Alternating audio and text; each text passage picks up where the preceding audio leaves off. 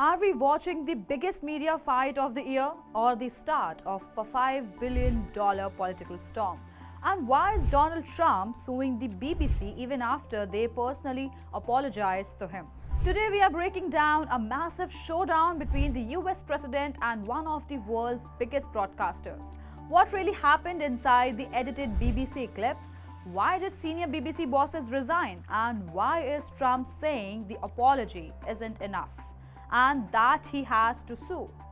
Hello viewers, I'm Kavya Khandelwal and you're watching The Edge. Stick around because this story isn't just about Trump versus the BBC.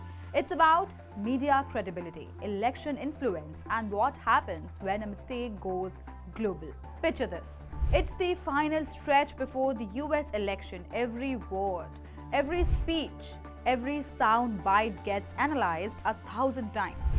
And in the middle of that tension, BBC Panorama ran a documentary about Trump, containing an edited clip from his January 6, 2021 rally speech.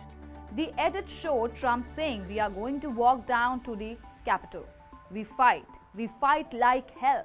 Except here's the problem. Those words weren't spoken together. They were almost an hour apart in the actual speech. The edit made it look like a single, continuous sentence, and that changed the meaning.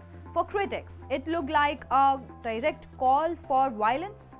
For Trump supporters, it looked like proof of media bias. And for the BBC, it became a full-blown crisis. Within days, the BBC Director General Tim Davie resigned. BBC News Chief Deborah Turness resigned. A second edited clip, this time from News Night in 2022, was discovered by the Daily Telegraph. Two mistakes, same person, same speech, not a good look. Under pressure, BBC Chair Samir Shah sent a personal apology to the White House. British Culture Minister Lisa Nandy called the apology right and necessary. And then came the twist. Even after the apology, Trump was furious.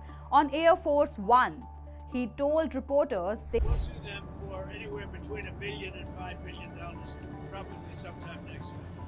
So you're ready to take legal I action? think I have to do it. they will sue them for anywhere between $1 billion and $5 billion next week. $5 billion, that's more than the entire annual budget of some small countries. And the BBC said, no, we are not paying a penny. Yes, they apologized. Yes, they said it was an error of judgment. But legally, they claim Trump has no case for defamation at all. Their lawyers even gave 5 reasons why. So now the question is, who's right and what's actually at stake here? Let's break down like a detective story. What exactly was wrong with the edit? The BBC admitted that the clip gave a misleading impression that Trump said those words back to back. The official correction said it unintentionally created the impression of a continuous call for violent action. Keyword unintentional. But Trump's team said the edit damaged his reputation, especially right before an election. Our timing matters. A week before voting, that's like dropping a grenade in a silent room. Why are BBC bosses resigning over this? In a normal newsroom mistake, you issue a correction, you move on. But this wasn't normal. This was a political speech involving Trump before an election, edited in a way that changed the tone and aired to millions. For a public broadcaster funded by taxpayers, this hits harder. And the second edited clip from 2022 made it even worse. It looked like a pattern, not an accident. Why is Trump so angry? The question raises here because, according to him, this isn't media bias, it's media manipulation. He said, I made a beautiful statement and they made it into a not beautiful statement. He called it beyond fake news, corruption. And inside the US political ecosystem, any claim of fake news becomes fuel. Trump knows this. He uses it, and legally, he may see this as a chance to set up precedent before the next election cycle. Fun fact, this isn't Trump's first media case. Earlier this year, Paramount paid him $16 million to settle a dispute involving a CBS interview with Kamala Harris. So Trump has history, and he knows these cases can pay. Does Trump actually have a strong legal case? Here's the catch. The BBC is a UK broadcaster. Trump is the US president. The documentary aired in the UK. UK defamation laws are stricter than the US laws.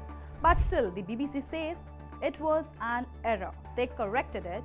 It wasn't malicious. It didn't cause proven harm, and therefore, it doesn't meet the legal threshold for defamation. Translation: you might be angry, Mr. President, but legally, this won't hold up. But Trump is not talking like someone trying to win a case. He's talking like someone trying to make a point. And that point is, you can't mess with my words. But the BBC said they won't show the episode again. They apologized, they corrected the record, and still, Trump says the lawsuit is happening. Why? Because he told GB News, if you don't do it, you don't stop it from happening again with other people. So the lawsuit is no longer about the edit. It's about a warning shot to every major media outlet. This isn't just legal, it's political, it's strategic, it's symbolic. And there's one more twist. Trump hasn't spoken to UK PM Keir Starmer about this, but he says he will. So now the drama jumps from the media to diplomacy. A simple edit has turned into a global showdown between a broadcaster, a president, and the idea of truth itself. Some people say Trump is overreacting. Some say the BBC crossed the line, and others say this fight will shape how the media handles political speeches in the future. But one thing is clear, the story isn't over. What are your thoughts on this? Tell me in the comments, and don't forget to like, share, subscribe, and follow The Edge.